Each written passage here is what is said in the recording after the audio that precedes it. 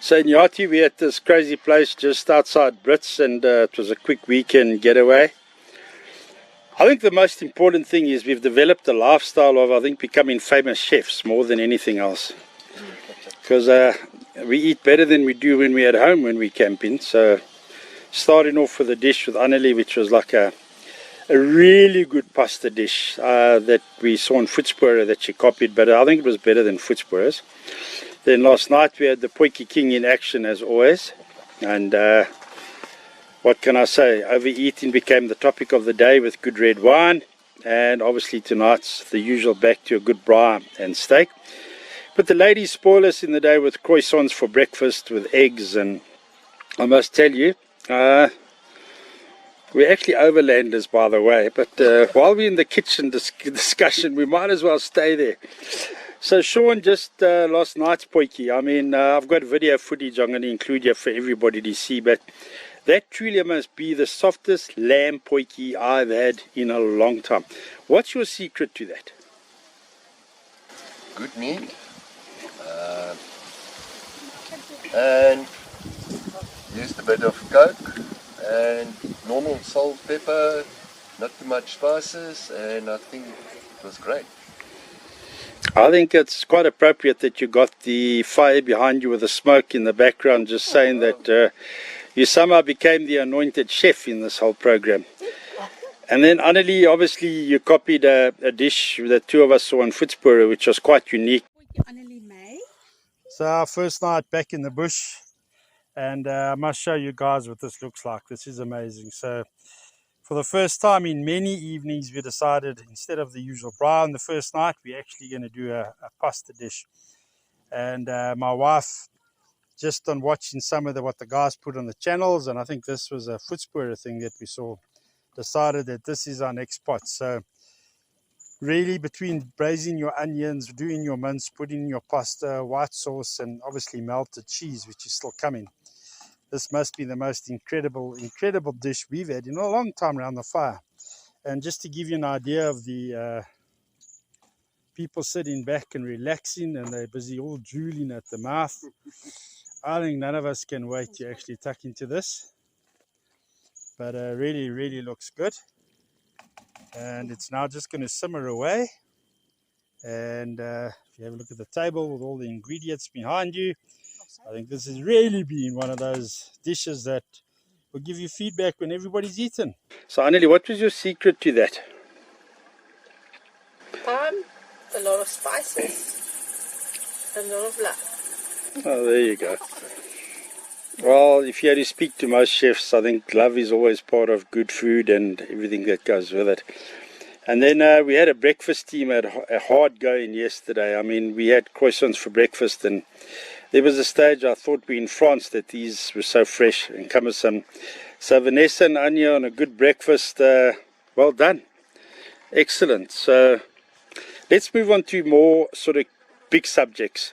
With us we have today a gentleman by the name of Rotsinbos, and it's a pity I can't get the view, but there's always a knife and a bandana lying around, and we're fortunate enough to bring our own Rambo with us on tour, and I'm still waiting to see how he reacts when there's a proper snake or something around, but I suppose we'll get to that one day. So Rotsinbos, tell me how you enjoy the bush and the hiking and the koppies and the environment around you.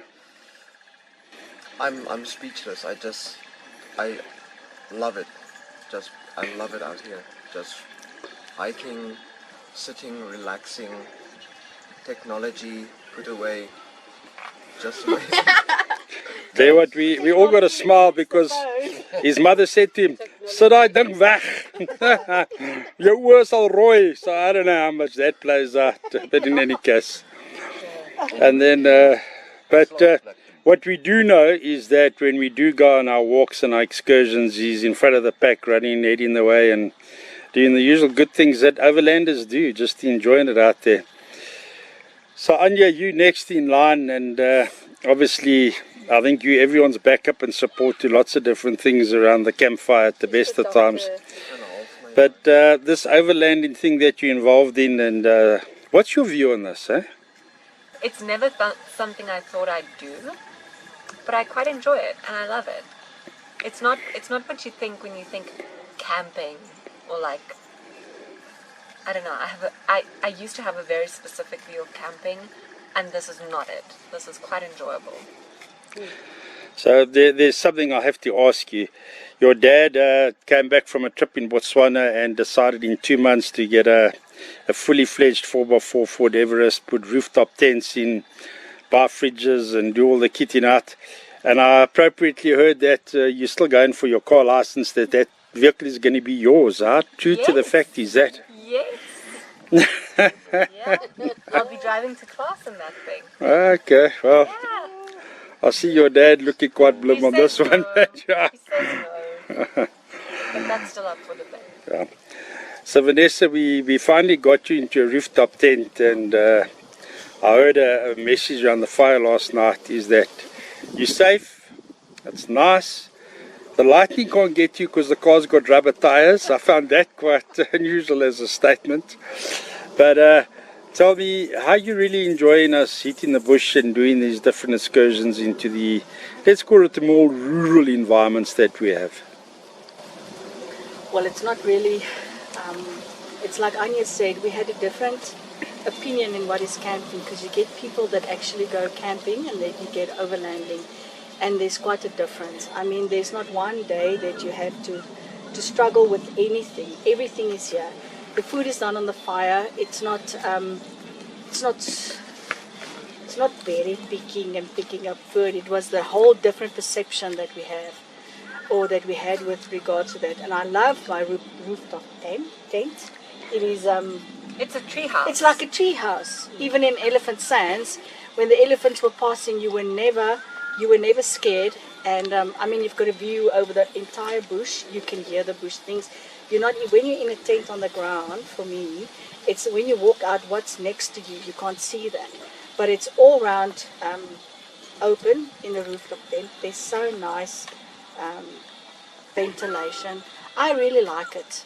It's because I work a lot, and my eyes take a lot of strain. Computer, just to sit here and not be worried about electricity going down, being able to finish your work, and that glare of the computer, worrying about that. As I said earlier today, if we were at home, even off being on leave, it would not be the same as being in the bush. There's a different, I mean, last night we went to bed 7:15 or 7:20. Where in your life would anybody go to bed 7:20 on a Well, you oaks drive me mad because yeah. 12 o'clock I was awake. My time clock has just been thrown right out with this.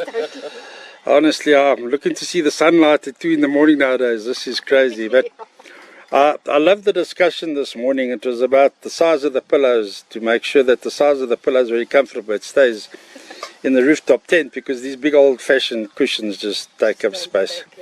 Normal, we always got Mia telling us her side of the story. So Mia, how are you enjoying this little breakaway between the swimming and the mountain climbing and everything else?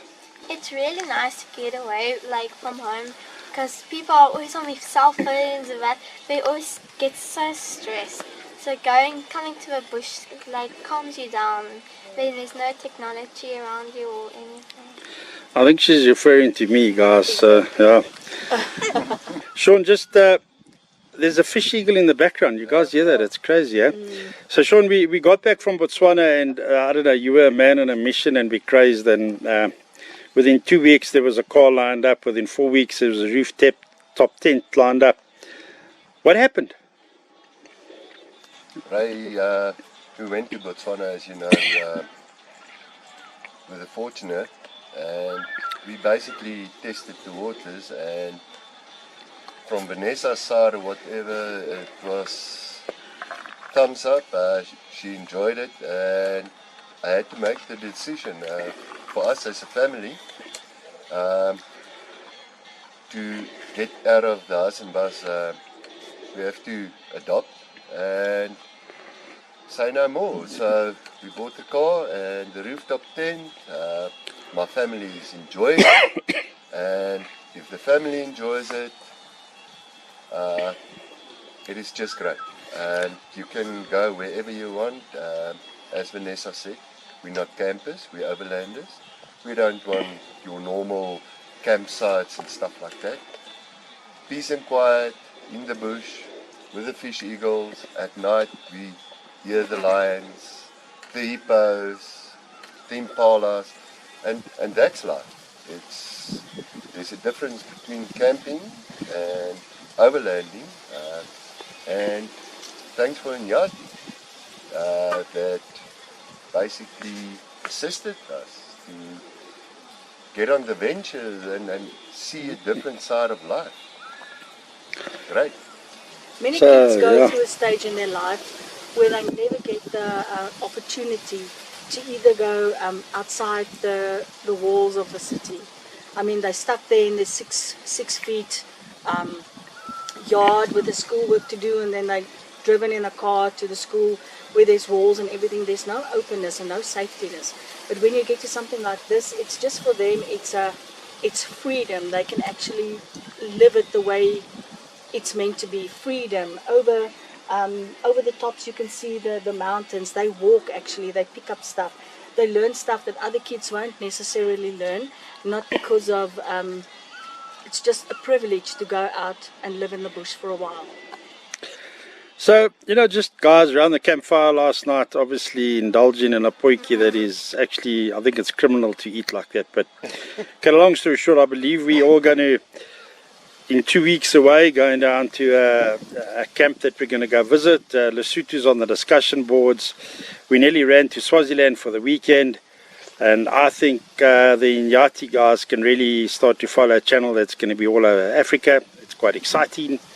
Our potjie king and new dishes. Annalie's going to try and make a new bush dish every time that we go out. And some exciting times. So from the creme de la creme of the best chefs in the industry to an overlanding fraternity that is just going to discover Africa. Guys, have a lucky day. This is Inyati signing off. Cheers, cheers. Bye.